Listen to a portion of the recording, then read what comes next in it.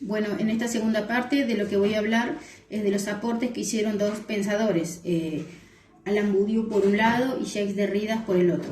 Voy a comenzar con Badiou. La filosofía de él se destaca dentro de la escena contemporánea por ser uno de los pocos pensadores que se opusieron al pensamiento filosófico posmoderno, el cual lo que hacía era postular el fin de las verdades, o sea, iba a terminar esos grandes ideales, sobre todo de lo político y el final de la filosofía. Entonces, el caso contrario era el de Badiou, en el cual afirma que hay verdades y que en consecuencia la filosofía no está acabada. Es por eso que la filosofía es posible en nuestros tiempos, pero únicamente si se toma conciencia de lo que su desarrollo en torno a esa categoría central, que sería la noción de verdad. Y esto lo que hace es depender de ciertas condiciones que son exteriores a ella. Lo que hace sostener es que antes de la filosofía ya existía un antes que no es temporal. En ese tiempo ya existían las verdades, y estas verdades son heterogéneas y son de lo real. Independientemente de la filosofía, tienen 4 lugares en donde se apoyan esas verdades. Una es la matemática, el otro es el poema, la invención a la política y el encuentro amoroso. Y tales son esas condiciones fácticas, históricas o prereflexivas de la filosofía. Estas condiciones, las cuales Badiou denomina pensamientos de verdades, se corresponden con 4 ámbitos de pensamientos, como el arte, la ciencia, la política y el amor, que según él son los únicos que son susceptibles de producir verdades. Este concepto de verdad del filósofo francés lo que hace es discutir la postura dominante que afirma que en un mundo contemporáneo solo existen cuerpos y lenguajes. Y en este sentido lo que hace él es declara contraste con una expresión en el límite de la gramaticalidad, en donde sería que no hay más que cuerpos y lenguajes, sino que hay solamente verdades. Así lo que él hace es desear ese señalar, ese complemento y a la vez la concepción que constituye una verdad respecto de lo que hay, es decir, la evidente materialidad y diversidad de cuerpos y de lenguaje. Una de estas singularidades de este pensamiento del filósofo francés es adjudicarse a contracorriente de la filosofía contemporánea una herencia platónica que está originada en la convicción de lo que las verdades existen. Sin embargo, para Badiou, la filosofía solo puede seguir existiendo si se propone, acorde a su tiempo, una nueva etapa en la categoría de verdad.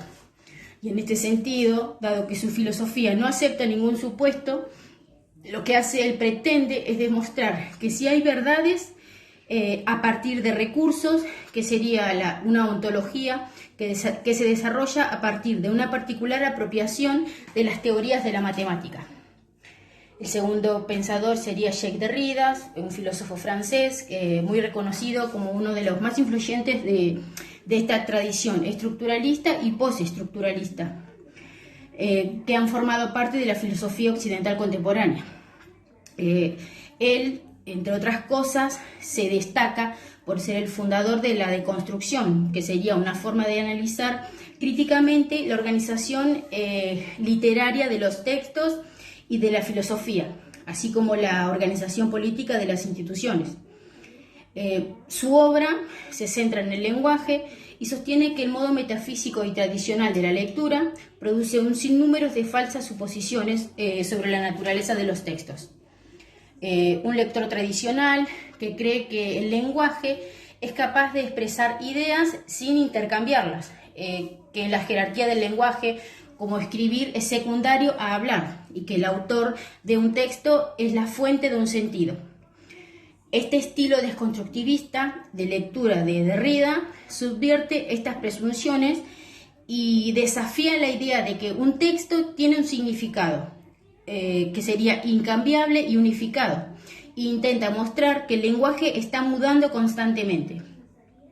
Aunque el pensamiento del filósofo es considerado muchas veces por los críticos como que sería destructivo de la filosofía, esta desconstrucción puede ser mejor entendida como la muestra de ineludibles tensiones entre los ideales de claridad y coherencia que gobiernan la filosofía y los inevitables defectos que acompañan su producción.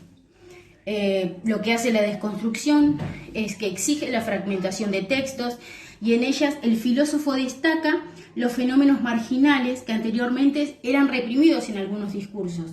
Entonces, esta desconstrucción no busca sentidos, sino que busca huellas de ideas. Derrida piensa que uno no hace una deconstrucción, sino que la deconstrucción sucede, y esa deconstrucción sería como un evento. Quiere decir que, entre otras cosas, que simplemente ocurre, sin un autor, sin un protagonista.